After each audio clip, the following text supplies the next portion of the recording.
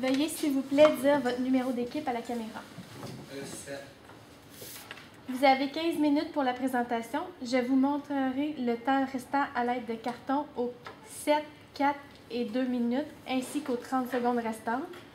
Je ferai le décompte des 10 dernières secondes avec mes doigts et j'afficherai un carton indiquant la fin de votre présentation. Une période de questions d'une durée de 5 minutes chronométrée suivra. Après les 5 minutes, j'annoncerai la fin de celle-ci. Si vous êtes en train de répondre à une question, veuillez brièvement conclure. Vous ne devez en aucun temps dévoiler la provenance de votre cégep sous peine de disqualification immédiate. À tous les observateurs, le silence vous sera demandé tout au long de la présentation et de la période de questions. Si vous désirez applaudir, vous devrez attendre la fin de la période de questions. Vous ne devez en aucun temps dévoiler la provenance de l'équipe qui présente. Aucune entrée ni sortie de la salle n'est permise durant la présentation ou la période de questions. Veuillez éteindre la sonnerie de vos téléphones. J'inviterai maintenant les juges à se présenter et vous pourrez par la suite débuter votre présentation. Voilà, c'est Christian Génan, président de Ordivaire. Bonjour, Guy directeur de distribution opération chez Ordivaire. Cadieux, professeur en entrepreneuriat à l'Université du Québec. Bonjour, c'est Seth Spicer, commissaire industriel chez Innovation de Domaine. Bonjour, Simon Dallaire, conseiller en gestion de projet stratégique à Coiffure. Bonjour tout le monde. Déjà, juste pour commencer, merci beaucoup de votre présence à vous, les juges. Pour nous, c'est vraiment important. C'est une belle expérience qu'on a vue. Et pour les 3 heures de résolution, on a juste regardé le plan pas de compagnie, donc Ordivaire. Pour nous, ça a juste été un wow, un coup de cœur. Ça a été un 3 heures apprécié. Puis on a vraiment travaillé le plus possible qu'on a été capable pour nous, pour vous sortir la meilleure solution selon nous et selon la plupart des gens, qui est la plus belle. Alors, je me présente, mon nom c'est Mathieu Fauché. À ma droite, j'ai Mme Émilie Carbonneau et à ma gauche, j'ai Gabriel Lamertian. Donc, pour commencer, ça va être un petit peu l'ordre du jour. On va lui passer rapidement. Donc, la description de l'entreprise Ordivaire, la mission de l'entreprise. Ensuite de ça, le mandat primaire et les mandats secondaires pour continuer avec les enjeux du mandat primaire. Donc, qu'est-ce qui amène qu'est-ce qui amène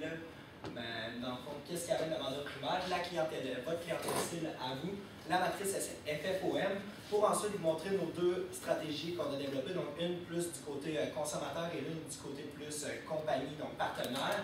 Ensuite, le budget, l'échéancier et comment on va pouvoir évaluer nos stratégies, donc comment on est capable de voir si elles ont été effectives ou non. Donc, pour ce qui est de la description de votre entreprise, Ordivaire, c'est 11 points de vente, plus de 100 revendeurs, puis ça procure de l'emploi à une 50aine de personnes. De plus, vous revalorisez 25 000 ordinateurs et recyclez 200 tonnes de déchets électroniques et informatiques par année. Vous offrez des appareils électroniques remis à neuf et testés et vous assurez des produits de haute qualité avec une performance inégalée.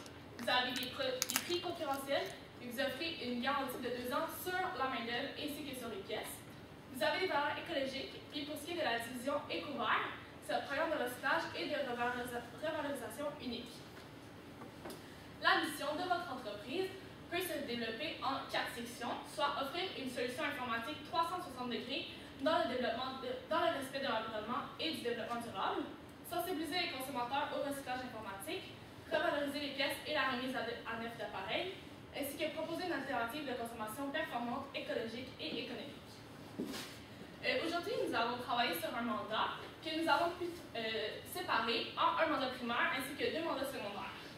Nous avons déterminé que le mandat primaire, c'est de déterminer les stratégies à privilégier pour aborder le développement de la division Écouvert sans nuire à l'image de marque de Ordivaire, qui mise principalement sur la qualité des produits remis à neuf. Pour ce qui est des mandats secondaires, nous avons pu déterminer que c'est est-ce le bon temps de développer la division Écouvert et est-ce la bonne chose à faire. Pour ce qui est des enjeux au mandat primaire, nous avons déterminé que c'est de conserver l'image de marque des produits de grande qualité de l'entreprise Ordivaire en recyclant les appareils électroniques malgré la perception négative des consommateurs par rapport aux produits recyclés. Votre clientèle cible, c'est la population ainsi que les entreprises qui sont partenaires à vous. Donc aujourd'hui, nous avons concocté pour vous une matrice FFOM de votre entreprise. Donc pour ce qui est de vos forces, les bons coups, premièrement, vous êtes certifié Microsoft Authorized Refurbisher. Vous êtes les seuls au Canada comme ça, donc c'est vraiment une grosse force que vous avez. De plus, vous redonnez de l'argent aux personnes qui recyclent leurs produits, ce qui ne se fait pas avec tous vos concurrents, ce qui est donc super bien également. De plus, vous donnez une contribution au développement durable et vous êtes une entreprise qui fait sa part pour l'environnement. Vous êtes aussi également de la ARPE et vous effectuez beaucoup d'émissions sociales, vous investissez beaucoup dans la communauté, ce qui est vraiment une très grande force, puis ça rejoint un peu votre mission également. Pour les coûts à améliorer, on a déterminé que c'est vraiment plus la perception négative du recyclage d'appareils électroniques. C'est pas nécessairement vu comme étant une bonne qualité, de très haute qualité quand on recycle des appareils électroniques. De plus, le processus de recyclage peut être simple, comme on a vu le graphique que vous avez fourni. Par contre, il peut peut-être également être long à tout redéfaire les pièces. Donc, ça, c'est quelque chose à améliorer. Pour ce qui est des opportunités de l'entreprise, donc 10% du matériel amassé par Ecovert est vendu par Ordivert. Donc, c'est vraiment une bonne opportunité d'utiliser vos deux divisions, là, votre entreprise plus la division ensemble. On a vu une phrase dans les pages que vous avez fournies qui nous a vraiment allumé. Donc, aujourd'hui, il est difficile d'envisager un monde sans produits électroniques. Donc, c'est vraiment pour expliquer une opportunité qui également qu'il y a beaucoup d'augmentation d'appareils électroniques. Tout le monde utilise ça. Donc, vous les recyclez, donc c'est parfait. Ensuite, il y a un mouvement du recyclage qui vraiment prend beaucoup d'ampleur partout dans le monde. Donc, ce qui est vraiment une bonne opportunité également pour vous.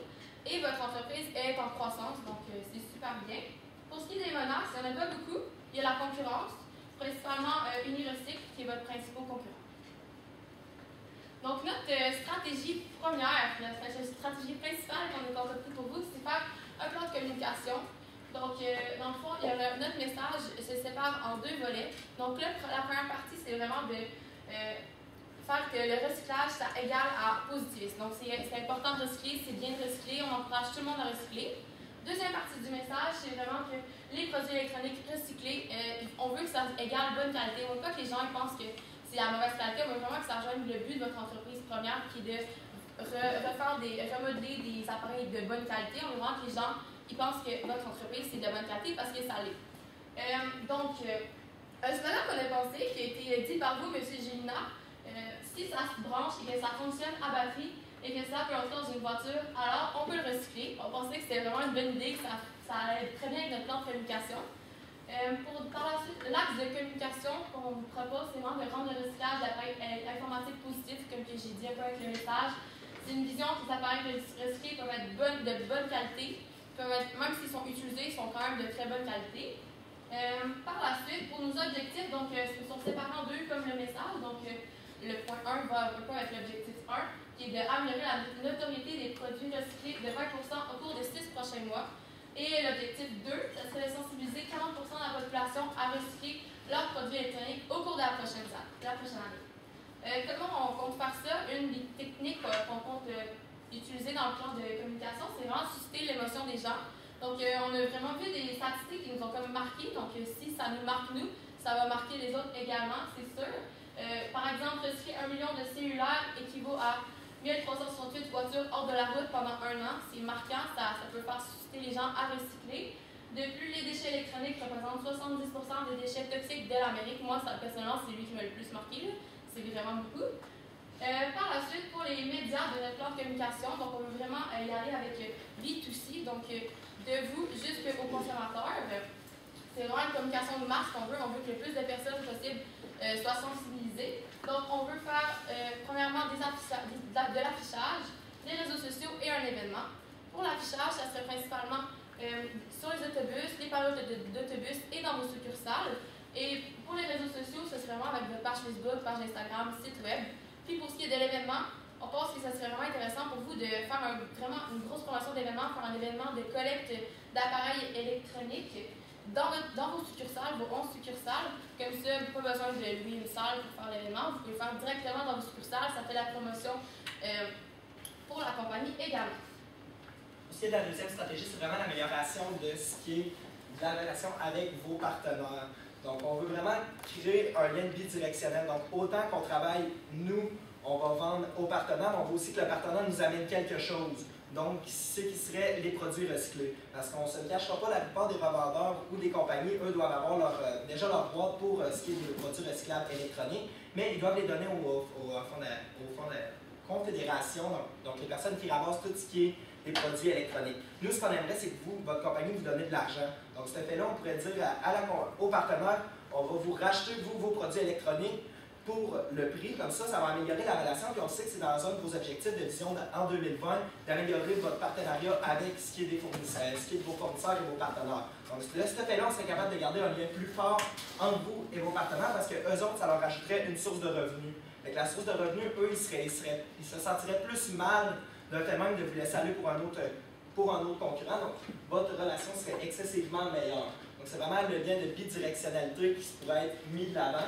Donc, de cette manière-là, on irait beaucoup avec ce qui est de la communication personnalisée. Donc, on ne prendrait pas les moyens de communication de masse comme on utilise plutôt avec l'affichage, mais on irait vraiment faire du démarchage. Donc, aller chez le client, lui parler, lui montrer les options et voir, lui, ce qu'il fait en ce moment pour vraiment améliorer puis voir qu'est-ce qu'on est capable de faire avec lui pour trouver la meilleure option pour vous, votre compagnie et aussi le client. Parce qu'ensemble, vous allez travailler pour former un meilleur pour ce qui est de l'environnement, mais aussi pour vous, votre entreprise, donc amener des fonds supplémentaires.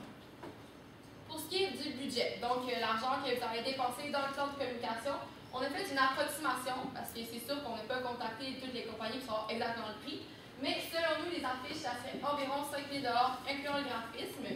Par la suite, pour les réseaux sociaux, ça serait 1 000 $ puisqu'on compte faire des concours. Pour l'événement que je vous ai parlé, donc collecte d'appareils électroniques, on pense que ça serait environ 7 500 $. Les frais d'hiver, comme des trucs qu'on pense peut-être pas, ou sinon les frais de déplacement pour les personnes qui vont directement faire la communication personnalisée, on pense que c'est environ 1 000 $ ici.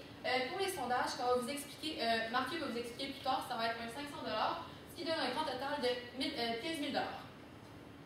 Par la suite, là, je vais vous expliquer qu'est-ce qu'on veut faire, mais comment est-ce qu'on le fait, je vais vous l'expliquer maintenant. Donc, l'échéancier, le premier mois, c'est vraiment le mois de planification. Donc, on planifie les affiches, on planifie le graphisme, qu'est-ce qui se passe avec ça. On veut vraiment mettre à jour vos réseaux sociaux pour qu'ils soient prêts pour après ça faire beaucoup de propagation du plan de communication. De plus, il faut absolument commencer l'événement, la planification de l'événement parce que ça prend quand même beaucoup de planification, un événement. Par la suite, comme Mathieu va vous expliquer plus tard, le sondage c'est quoi? On fait le premier sondage le premier mois. Pour le deuxième mois, donc on commence à publier sur les réseaux sociaux, on affiche les affiches dans les autobus, sur les abribus, dans vos succursales. Par la suite, également l'événement, puisque ça prend plus de temps à planifier, on va finaliser la planification de l'événement pour le deuxième mois. Le troisième mois, c'est l'événement de la collecte qu'on a planifié depuis 2 mois. Par la suite, quatrième mois, ça va être le concours sur les réseaux sociaux, donc vraiment pour la publicité à votre compagnie, vraiment faire une grosse communication de masse avec le plan de communication. Par la suite, le cinquième mois, c'est un autre événement de collecte, donc c'est pour ça que ça me prend autant de mois de préparer parce qu'on veut en faire 2. Et pour le sixième mois, c'est vraiment l'analyse de la campagne, comment ça a été, si ça a été profitable. Et il va y avoir également le deuxième sondage. Donc, c'est vraiment intéressant, ça, ces idées-là, mais par contre, il faut être capable de les évaluer, ça. Donc, on a trouvé 3 points assez clés pour être en mesure d'évaluer ces 2 techniques-là. Donc, premièrement, ça serait d'évaluer, vous, le taux d'achalandage, autant dans vos entreprises partenaires que vos 11 succursales. Donc, ça serait d'analyser pendant le premier mois, donc pendant le mois de la planification, vraiment aller voir comment ça va, comment les ventes vont, pour ensuite de ça, à la fin du 6 mois, donc des 2 trimestres, vraiment regarder le taux d'achalandage, il ressemble à quoi? Est-ce qu'il a été en amélioration? Est-ce que ça n'a rien changé? De cette manière-là, on va pouvoir voir si finalement notre campagne de communication a été effective. Puis ici, en regardant chez les partenaires, c'est est-ce que notre relation avec eux, ça va nous avoir amené quelque chose ou non? Parce que c'est beau de mettre du temps et de l'argent là-dedans, mais il faut que ça nous amène des résultats. Ensuite de ça, l'analyse des résultats des 2 sondages sur la notoriété, c'est que nous, nos sondages, on va beaucoup aller sur ce qui est de l'image, parce que c'est assez difficile à regarder avec les gens. Oui, ils vont faire des démarches, mais c'est plus facile d'aller voir par un sondage en lien avec des questions ouvertes. Donc, on va prendre des questions ouvertes, on va regarder le premier mois, les gens, qu'est-ce qu'ils pensent du recyclage électronique, est-ce qu'ils en font, pourquoi ils en font pas, et c'est quoi qu'ils pensent de cela, pour ensuite, à la fin de notre 6e mois, suite à la communication de masse, vraiment voir, eux, est-ce que ça a changé quelque chose dans leur tête ou finalement, ça leur rien servi. Donc, comme ça, on va être capable de voir si ça a vraiment été effectif, qu'on a eu un bon ratio, une bonne entente. On va pouvoir augmenter ça puis continuer dans cette voie, remettre des fonds pour améliorer le tout. Ensuite de ça, ça va être une analyse de l'inventaire, ce qui est assez simple. Donc, regarder si on reçoit plus de produits, dans le fond, qu'on est capable de récupérer ou non. Donc, si les produits sont sensiblement les mêmes, c'est peut-être qu'on devrait retravailler la communication. Ou, dans le fond, si on en a beaucoup, c'est qu'on continue comme ça, puis on regarde, dans le fond, pour les plans, si l'entrepôt vous avez dit qu'il était assez bien, qu'il était assez volumineux, mais est-ce qu'on est capable de continuer comme ça? Donc, pour conclure, on va vraiment revenir sur ce qui est du mandat. Donc, premièrement, on se questionnait sur si c'était une bonne idée de faire ça, de continuer de votre côté. Selon nous, c'est une excellente idée d'évoluer hors d'hiver et de s'appliquer donc la division qui est plus écologique, parce que les gens, aujourd'hui, les milléniaux, donc qui rendent la plus grande forme, la plus grande partie des gens, c'est eux qui ont beaucoup de conscience écologique. On a pu le voir pendant les élections, qui ont voté beaucoup pour ce qui est de ces côtés-là. Donc, c'est vraiment important de mettre ce côté-là de l'avant, et vous le faites, et on vous dit que c'est excessivement parfait. Ensuite de ça, on continue comme ça, et on fait, dans le fond, le troisième, on dit on met de l'avant, on met de l'argent pour ce qui est de la communication, parce que selon nous, s'il n'y a pas de communication, qu'on n'est pas capable de changer la perception des gens, autant pour vous, l'entreprise, que les gens ne savent pas vraiment ce que vous faites, mais avec les partenaires, on va être capable de faire une bonne relation avec eux. Et selon nous, c'est vraiment la clé. Autant le consommateur que ça va être lui qui va nous porter, que ça va être nous-mêmes avec l'entreprise, que lui va être capable de générer plus de revenus. Donc, merci beaucoup à vous les juges, autant d'avoir pris une journée pour venir nous écouter, que d'avoir été en mesure d'élaborer un cas comme ça, qu'on a eu beaucoup de plaisir à nous résoudre. Et on va être ouvert pour vous à la période des questions. Merci beaucoup.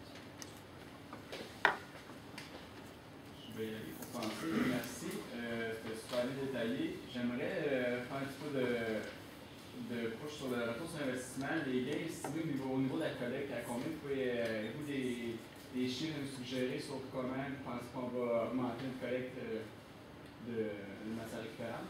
On aimerait sûrement ça augmenter au minimum d'un quart après 6 mois, donc une augmentation de 25% de ce qui est des collectes, parce que c'est sûr qu'en faisant des marchages, puis en faisant les deux événements, ce qui va nous amener plus de gens, donc les gens vont pouvoir se revenir, puis selon nous, les gens vont être capables de venir. Ça se peut que ça ne soit pas un résultat aussi haut, parce que les gens, leur ordinateur, s'il est encore bon, ils ne vont pas décider de le changer tout de suite. Nécessairement, c'est assez difficile à voir, ça va plus être au long terme, qui va être plus longtemps arrêté. Est-ce que l'objectif de ramasser 50 palettes par semaine est réaliste selon vous? Et si oui, dans combien de temps on va être capable de le faire? Okay. Ben moi, honnêtement, je pense que oui. Je pense que c'est réaliste de ramasser les 50 palettes d'appareils électroniques, surtout avec les événements. Les gens y arrivent avec leurs appareils électroniques. C'est là principalement qu'on va ramasser les appareils électroniques. De plus, avec pas les fournisseurs, mais les partenaires exactement. Là, on va ramasser les appareils électroniques. C'est sûr que, comme Mathieu disait, ça ne sera pas le premier 6 mois qu'on va obtenir ça, parce que 50 palettes, c'est quand même un grand nombre. Mais dans la prochaine année, prochaine année ou prochaine année et demie, d'après moi, c'est très réalisable. Merci. À qui s'adresse le plan de communication? Ah, c'est moi. Donc, Ah, ok, c'est moi qui vais en parler. Excusez, j'ai pas compris la question. Vous êtes notre client. Le plan de communication s'adresse spécialement aux consommateurs. On veut vraiment faire un B2C, donc vraiment de vous aux consommateurs. Puis, mettons, la stratégie 2 qu'on a plus parlé, ce serait plus avec vos partenaires, mais le plan de communication, c'est vraiment avec les consommateurs. les consommateurs, je dirais, dépendamment de leur âge, on les atteint pas de la même façon.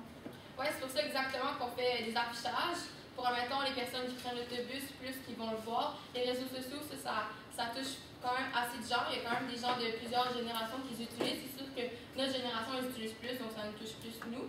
Puis vraiment, en succursale, les personnes ils peuvent tout voir. C'est sûr que ça ne sait pas exactement toutes les générations, mais on pense que ça c'est quand même assez une grande importance déjà. Merci. Ouais. C'est bon. Ouais, merci beaucoup. Merci beaucoup.